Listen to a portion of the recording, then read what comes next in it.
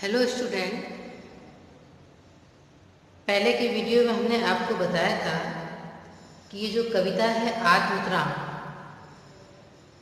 ये बांग्ला भाषा में रविन्द्रनाथ टैगोर द्वारा रचित है और इसका जो हिंदी में अनुवाद है वो आचार्य हजारी प्रसाद द्विवेदी ने किया है। इसके द्वारा हमें ये बताने की कोशिश की गई है, उन्होंने प्रार्थना की है कि जो ईश्वर है वो सब कुछ संभव बना देने का सामर्थ्य रखता है, लेकिन वो ये नहीं चाहते, वो ये चाहते हैं कि उसके प्रभु को कुछ न करना पड़े। वह अपने प्रभु से कठिनाइयों को सहने और उनसे पार पाने के लिए साहस और शक्ति चाहता है। वो ऐसा नहीं चाहता है कि सब ईश्वर की कृपा से ही उसको मिल जाए। अब हम इस पाठ को विस्तार से समझेंगे। पहले चार लाइन का हम मीनिंग देखेंगे। अब आप ध्यान से सुनेंगे। विपदाओं से मुझे बचाओ, यह मेरी प्रार्थना नहीं, केवल इतना हो करुणा में, कभी न विपदा में पाऊं भय, दुख ताप से व्यथित चित्त को न दो सांत्वना, नहीं सही पर इतना होवे करुणा में, दुख को मैं कर सकूं सदा जय।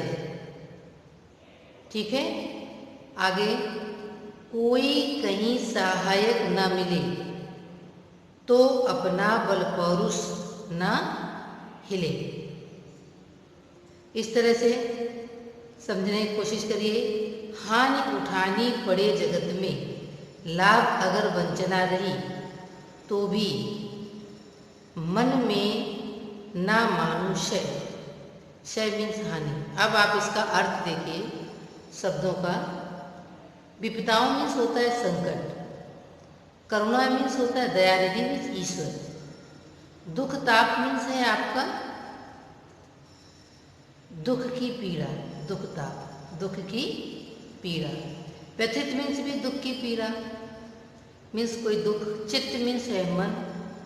सांत्वना मीन्स होता है दिलासा। ये चित्त का अर्थ लिखा है मन।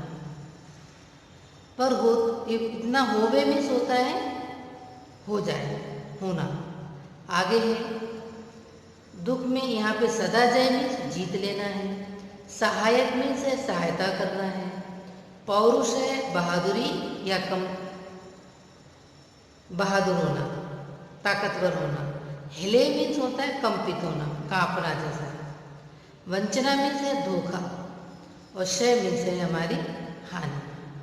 अब आप इसकी व्याख्या ध्यान से सुनेंगे और समझेंगे। देखिए, इस जो लेखक है, कवि है, वो ऐसी ईश्वर से प्रार्थना कर रहे हैं और ये एक प्रार्थना गीत है कि हे प्रभु, हे ईश्वर,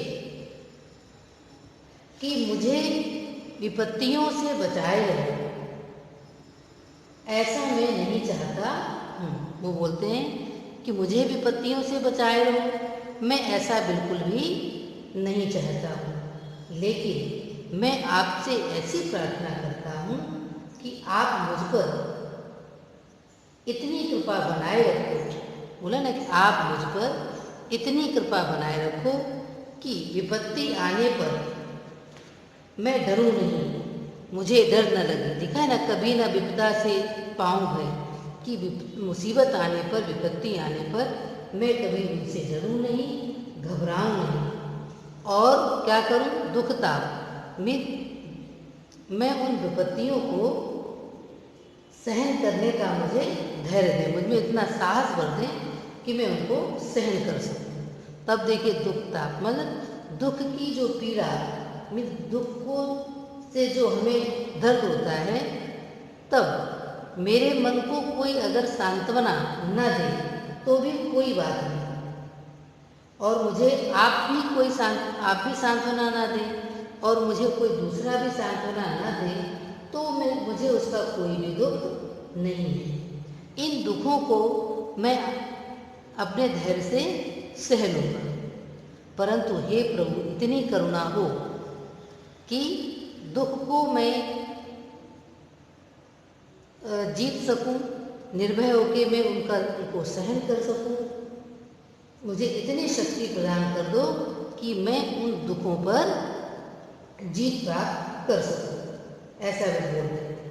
आगे है, कोई अगर दुख के समय मुझे कोई सहायता करने वाला ना हो, और मैं ऐसा भी नहीं चाहता हूँ कि आप मेरी सहायता करें, तो भी मुझे कोई दुख नहीं होगा। अगर आप मेरी सहायता ना करें या फिर मेरी दूसरा कोई सहायता ना करे, तो मेरे अंदर इतना पौरुष, इतना धैर्य बना रहे, इतना मुझे आप धैर्य प्रदान करें, बहादुरी प्रदान करें कि मैं अपने पराक्रम से उस पर विजय प्राप्त कर सकूं और कभी मेरा मन न डोले। मैं अपने पराक्रम से उस पर विजय प्राप्त करके और डटा रहूं, कभी दुखों से घबराऊं नहीं। देखा ना, कंपित होना, मैं उन दुखों से कभी भी घबराऊं नहीं। आगे बोल रहे हैं, हानि उठानी पड़े, अगर बोल रहे हैं कि अगर मुझे जीवन में, संसार जगत में कभी बहुत हानि उठानी पड़ी, या मुझे जीवन में कोई बार बार धोखा दे, या मैं धोखे का शिकार होता हूँ, तो भी मैं निराश ना हूँ, मेरे मन में दुख ना हो। और अगर सब कुछ नष्ट हो भी जाए तो मैं यह सोचकर अधीर बना रहूँ, निराश बना रहूँ और निराश ना हूँ कि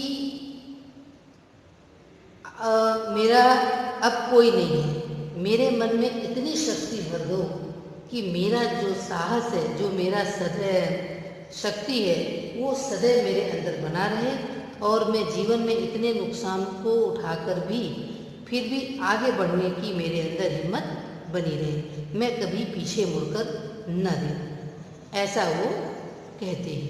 एक बार आप इसको वापस ध्यान से सुनिए। कवि अपने प्रभु से प्रार्थना करते हैं कि हे प्रभु, मुझे विपत्तियों और कठिनाइयों से बचाए रखो। ऐसा मैं नहीं चाहता हूँ। मैं आपसे इतनी प्रार्थना करता हूँ कि आप मुझ पर इतनी दया बनाए रखो कि मुझे विपत्तियों से, मुसीबतों से कभी डर न लगे, मैं विपत्तियों से घबराऊँ नहीं। साहस और मुझे धैर्य दें जब मुझ पर बहुत सारे दुख और कष्ट आए और मैं उन दुखों को भुगत रहा हूँ। आप मुझे सांत्वना मत दें, मुझे तो सिर्फ उसे झेल जाने की शक्ति प्रदान करें। इस शक्ति के सहारे ही मैं उन दुखों पर विजय प्राप्त करने की कोशिश करूँगा। और इस दुख की घड़ी में या दुख के समय कोई परिचित, कोई रिश्तेदार अगर मेरी कोई सहायता नहीं करता है तो भी मैं दुखी नहीं होऊंगा, मतलब मैं परेशान नहीं होऊंगा। मैं आप इतना धैर्य बनाए रखें मुझ पर, मुझे यह इतना धैर्य प्रदान करें कि मेरा जो बल है और जो पौरुष है, मेरी ताकत है, वो कभी डोले नहीं, और अपने बल और पराक्रम ताकत से मैं उन दुखों को सह जाऊँ, घबराऊँ नहीं। यदि मुझे बार बार कोई नुकसान पहुंचाता है या मुझे नुकसान उठाना पड़ता है, मेरे पास बात कोई छल फरेब करता है, मैं उसको शिकार होता हूँ, तो भी मैं निराश ना हूँ। मेरा सब कुछ अगर खत्म हो जाए या नष्ट हो जाए तो मैं यह सोचकर अधीर न बनूं और निराशा में न डूबूं। आप मुझ पर इतना साहस और धैर्य बनाए रखें मेरे अंदर कि मैं इन सारी मुसीबतों को सहने के बाद भी आपकी कृपा के अनुसार, आपकी छत्र छाया में जीवन में आगे बढ़ता रहूं, कभी घबराऊं नहीं।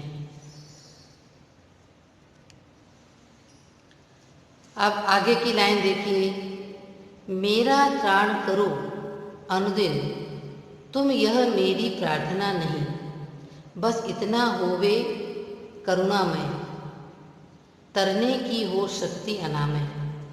मेरा भार अगर लघु करके न दो सांत्वना नहीं सही। ऐसा वो बोल रहे हैं कि मेरा त्राण मीन्स रक्षा करना। पहले आप इनका अर्थ देखिए। त्राण मीन्स है रक्षा करना, अनुदिन मीन्स है रोज रोज, होवे मीन्स हो, तरने मीन्स पार उतरने की आगे है अनामय मीन्स रोग मुक्त, फिर है मेरा भार मीन्स दिलासा, और अनुनय मीन्स प्रार्थना करना। इस तरह से आपके ये शब्दों के अर्थ हैं।